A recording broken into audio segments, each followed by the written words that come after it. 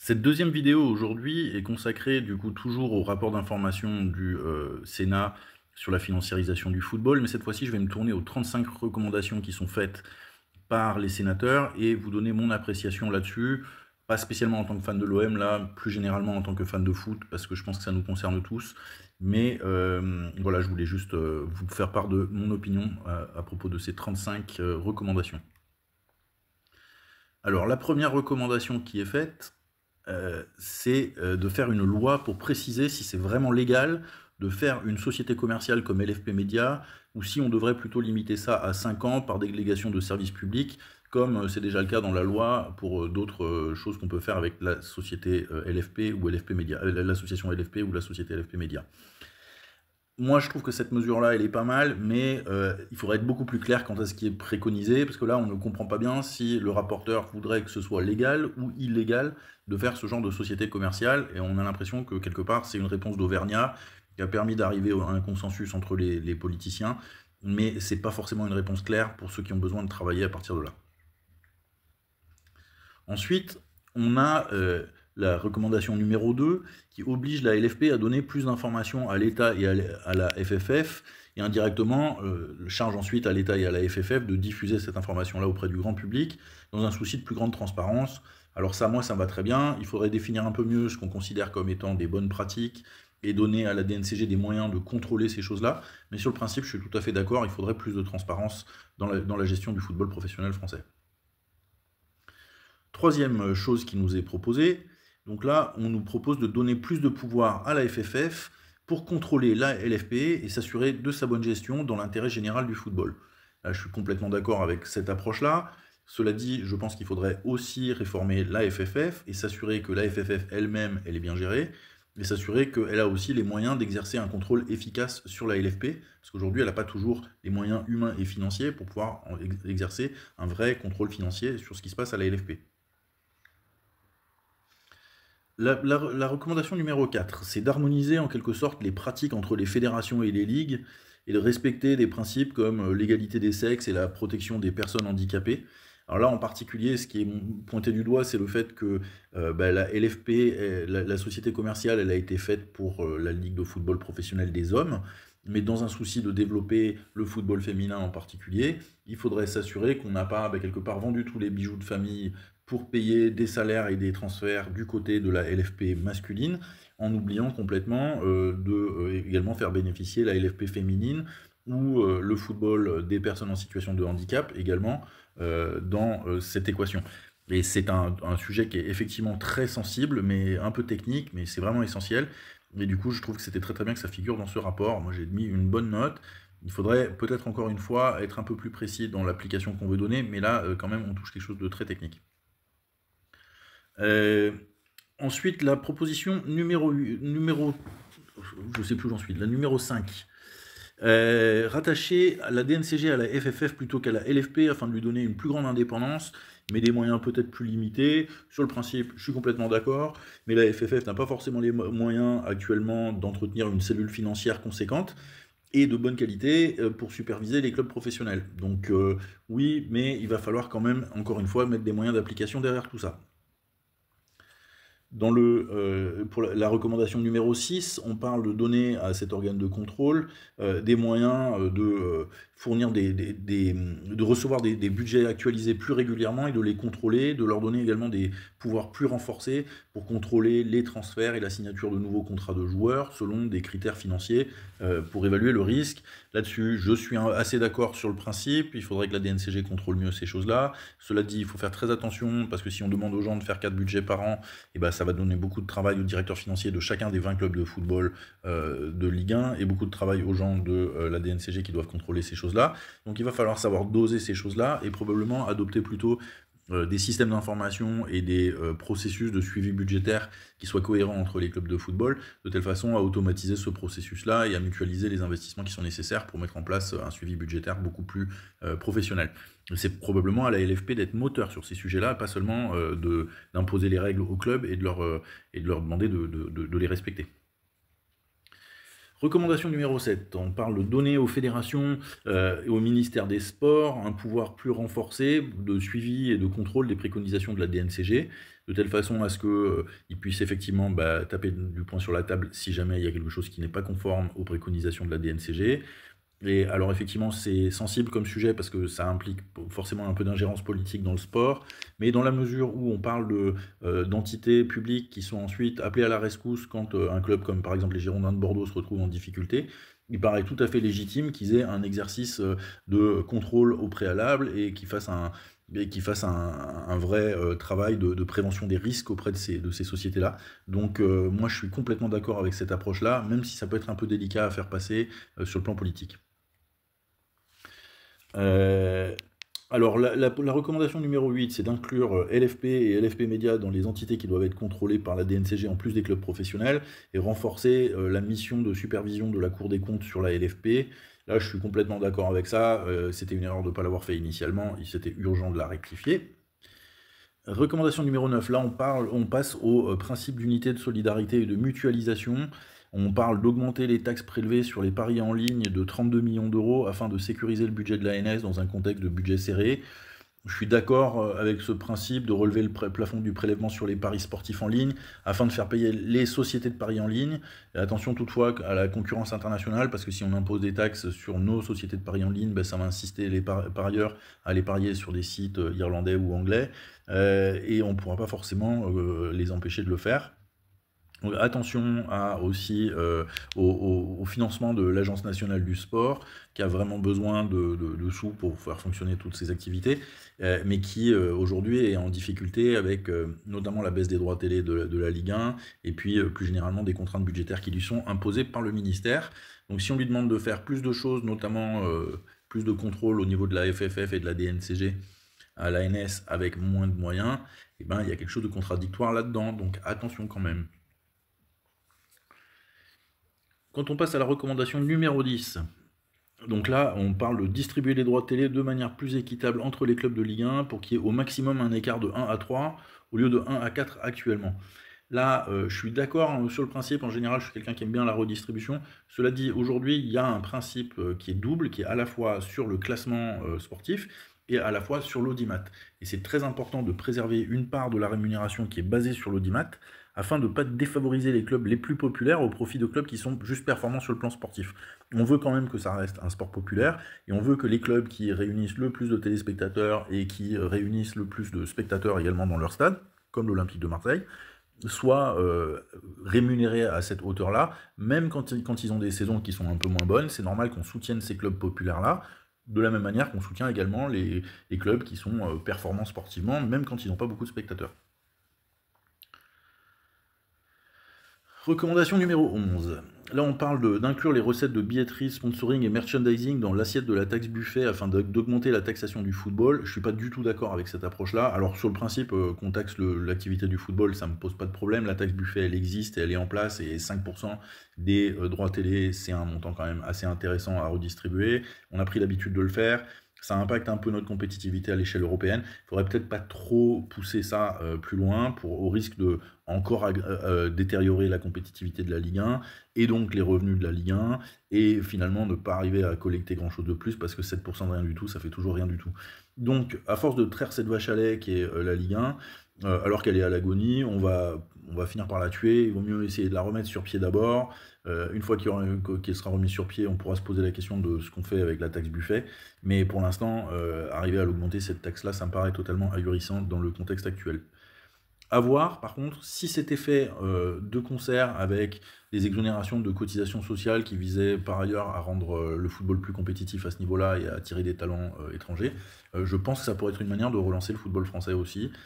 Ça se débat, les exonérations de cotisations sociales sur les footballeurs, il y a du pour et du contre, je comprends ceux qui sont contre. Pour ma part, en tout cas, ça ne mériterait pas de s'étudier si ce n'était pas dans ce contexte-là. Améliorer la gouvernance des fonctions commerciales de la Ligue de football professionnel. Donc là, on parle particulièrement de la société commerciale de la LFP. On constate que l'accord de la FFF et du ministère n'avait pas été obtenu initialement pour les documents essentiels de LFP Média au moment de sa création, comme par exemple le pacte d'associés, le protocole d'investissement et des annexes du document, de ces documents-là. On essaye de corriger la loi pour inclure ces documents-là. Malheureusement, ça ne traite pas du tout le fond du problème. On a des enjeux populaires qui sont trop importants pour céder le contrôle de LFP Média, y compris à travers les dispositions d'impact d'associés. Il est nécessaire que la FFF conserve la main sur cette société. Et ajouter une liste de documents à la loi ne change rien au fond du problème, puisqu'on pourra toujours avoir une autre annexe qu'on n'a pas vue, un autre document différent, un contrat annexe, un contrat qui est fait séparément pour gérer ces problèmes-là. Donc non, ça ne nous permettra pas d'avancer complètement la préconisation. Là, je pense que c'est mal senti, celui-là. La proposition numéro 13, comme les Bouches-du-Rhône, c'est de confier à la FFF et à la DNCG la mission de déterminer et contrôler la bonne répartition des sommes reçues par la LFP ou par une autre ligue professionnelle d'un autre sport de la part d'un fonds d'investissement comme CVC. Dans le cas de l'OM, on a vu dans la vidéo précédente que c'était pas très bien réparti, donc il y a d'autres clubs qui se sont sentis lésés. La fédération, c'est probablement l'organe le mieux placé pour ce genre de décision-là sur le papier. Cependant, il faudra faire attention aux risques d'ingérence, de copinage, de corruption, de malversation, de biais dans les décisions et prévoir des mécanismes d'arbitrage indépendants pour résoudre des conflits éventuels. La recommandation numéro 14. Si on clarifie du coup ce que ça donne, c'est juste admettre que les paris sportifs ne devaient pas être inclus initialement dans l'assiette de ce qui est prélevé par CVC dans le cadre de l'accord avec LFP Média. On essaie de corriger ça en créant une nouvelle loi. C'était évident qu'il fallait le faire. C'est un peu dommage de ne pas l'avoir vu dès le départ. Mais bon, allez, ça sera rectifié. De la même manière, on parle de mieux séparer les entités LFP et LFP Média, mieux contrôler la rémunération du président, corriger un différend avec CVC quant à la rémunération de Vincent Labrune. Ça, il fallait le faire. Donc, on voit où ils veulent en venir. Cela dit, la manière dont c'est formulé dans le rapport, c'est quand même fait pour ne pas trop écorcher Vincent Labrune. Et je trouve que là, pour le coup, ils auraient pu y aller sans prendre de gants. Donc voilà. La proposition numéro 16, c'est d'officialiser le droit de la FFF à participer au débat au sein de LFP Média. Ça donne toujours aucun droit de vote à la FFF sur les décisions prises. Pour moi, donner un pouvoir délibératif ou consultatif, c'est largement insuffisant. Les représentants de la FFF doivent exercer un droit de veto, un contrôle beaucoup plus efficace sur ces instances. J'imagine qu'il doit y avoir des débats politiques sur ces sujets-là. Il y a probablement des gens, notamment des personnes très libérales, qui ne veulent pas que l'État se mêle de ce genre de choses-là. Il y a probablement d'autres sensibilités dans d'autres parties de l'éventail politique. Mais pour ma part, en tout cas, je me positionne dans la catégorie de ceux qui voudraient plus d'ingérence de la part de la fédération en particulier dans ces instances-là. Et je trouve qu'être simplement consultatif ou délibératif, c'est pas du tout suffisant. Alors, recommandation numéro 17, là on est un peu bateau, on officialise le fait que les dirigeants de clubs de foot peuvent participer au comité stratégique de la LFP, ok. Un peu pareil, là, on donne la possibilité de signer une charte de gouvernance entre les dirigeants de clubs, de la LFP et de LFP Média. Allez, ok, si vous voulez. On passe à la partie 3, renforcer les exigences en matière d'éthique, de bonne gestion et de démocratie. Il y a du boulot. Ce que ça signifie, la première proposition là-dedans, qui est la numéro 19, c'est de plafonner en gros la rémunération du président de la LFP et de ses indemnités de départ, un peu de la même manière qu'on fait dans les administrations publiques. Ça me paraît très bien, de respecter en plus le principe de ça ressemble à une administration publique, donc c'est traité comme une administration publique, je trouve ça très bien. On continue un peu dans cette même veine-là, on donne le même traitement aux autres dirigeants, surtout à LFP Média, le cas échéant, si jamais il y a un président de LFP Média, il doit être traité de la même manière. Moi, je trouve que c'est un peu dommage de ne pas avoir également pensé à inclure les autres dirigeants de LFP et LFP Média, puisque un DG ou un autre pourrait également avoir des rémunérations totalement délirantes, même si le président ne gagne pas autant. On a une 21e recommandation qui complète les dispositions applicables, qui oblige en gros le président de la LFP et ses directeurs généraux à divulguer leur patrimoine et leurs conflits d'intérêts, comme on le fait pour des hauts fonctionnaires. Il aurait peut-être fallu y penser avant de nommer Vincent Labrune à la tête de la LFP, mais allez, c'est bien, il fallait y penser à un moment ou à un autre, et ça, c'est fait. Un petit peu toujours dans la même logique, il y a des propositions numéro 22 et 23 qui concernent la mise en place de règles de bon sens pour le contrôle des rémunérations, des frais et des comptes de la LFP, pour la prévention des conflits d'intérêts. Dommage de ne pas y avoir pensé avant de nommer Labrune. La recommandation numéro 24, elle n'est pas dirigée contre Vincent Labrune, mais contre Nasser El Khelaifi plus précisément, ou contre d'autres personnes qui se retrouveraient dans la même situation, à détenir des intérêts dans une société de diffusion et à siéger en même temps au conseil d'administration de la LFP. J'ai trouvé que la proposition d'interdire la participation aux deux instances, elle était très largement insuffisante, dans la mesure où Nasser, il pourrait très bien mettre un pantin pour le représenter dans une de ces deux instances-là, et ça changerait absolument pas le fond du problème. Le fond du problème, c'est que c'est la même entité derrière, le Qatar, qui a à la fois des doigts dans le diffuseur et chez un des principaux clubs de Ligue 1, voire qui contrôle carrément toute la LFP à travers le pouvoir qu'il exerce.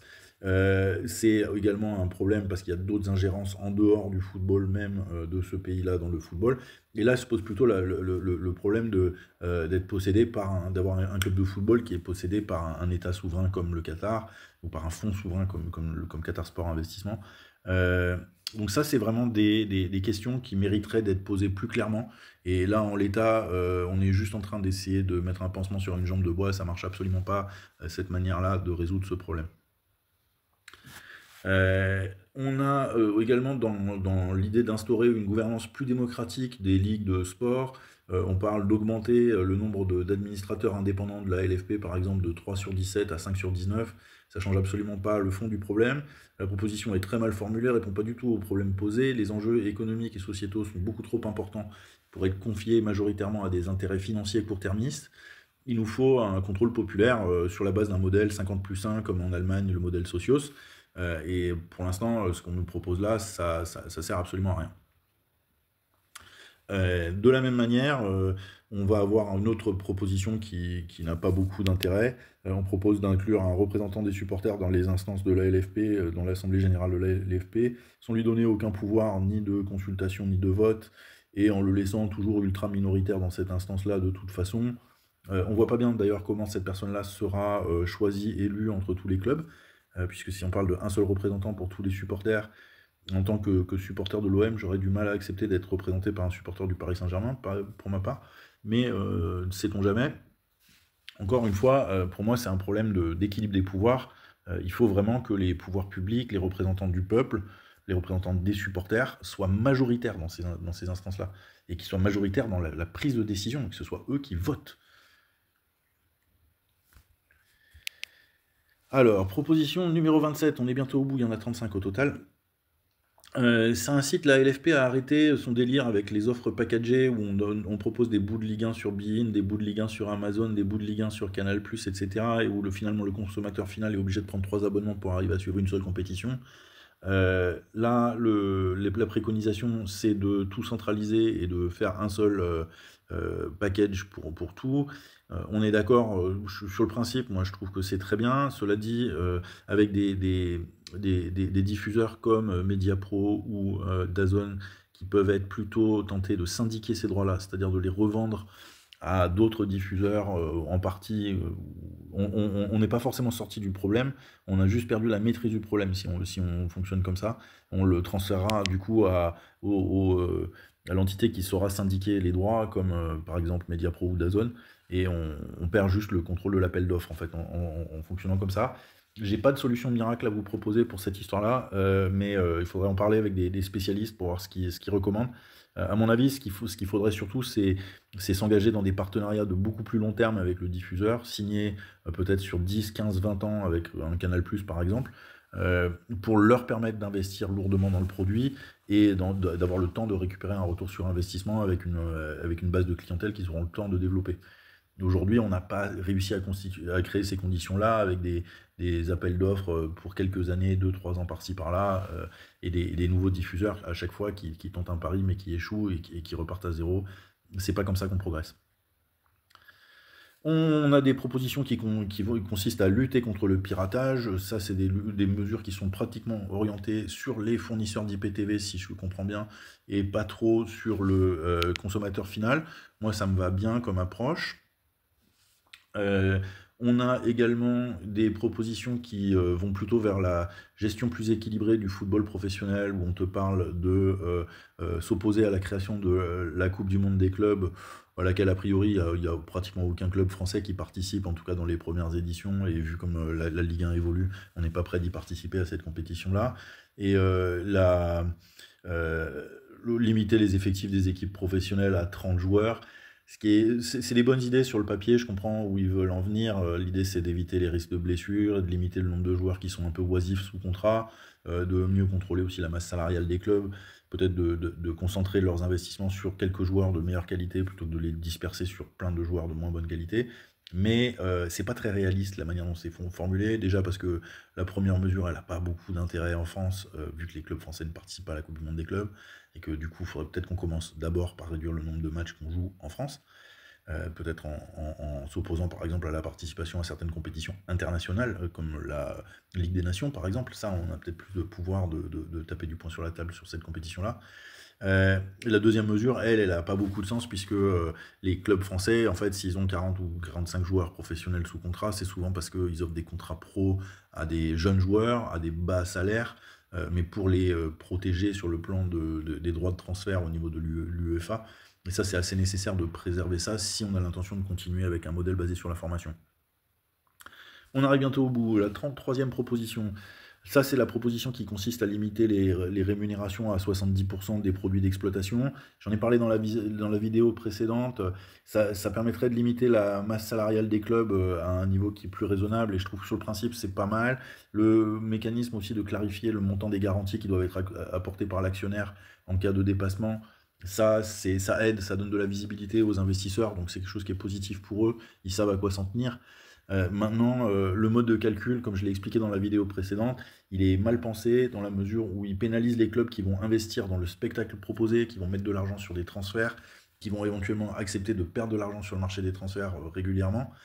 Ces clubs-là, ils vont être pénalisés par rapport à des clubs qui pratiquent le bazar à vendre tous leurs joueurs tous les étés, qui eux vont trouver leur ratio de masse salariale plutôt sympa, vu qu'ils les divisent par le montant des transferts qu'ils ont effectués.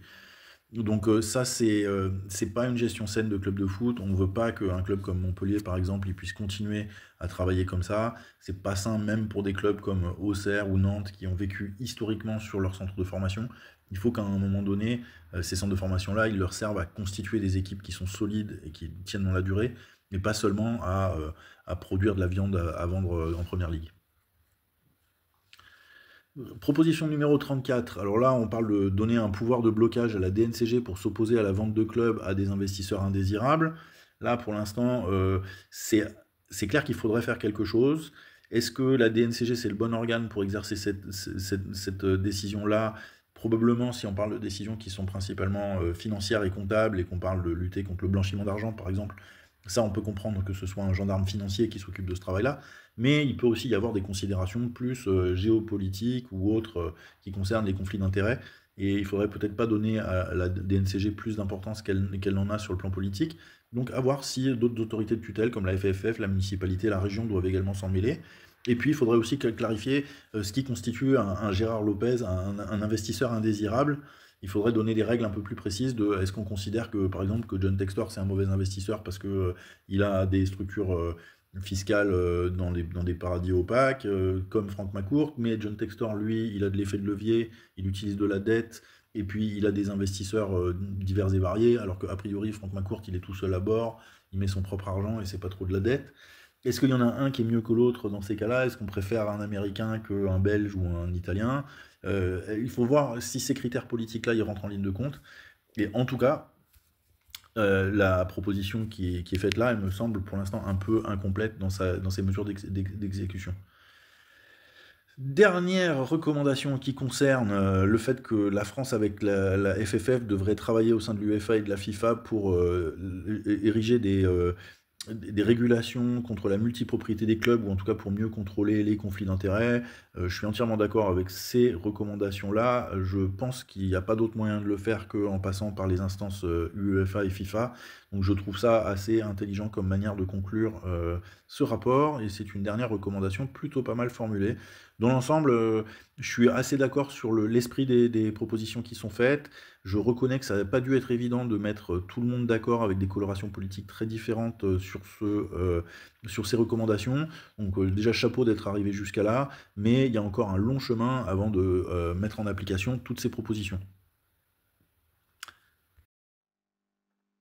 Donc merci, surtout abonnez-vous et puis posez vos questions, c'est comme ça que la chaîne vit.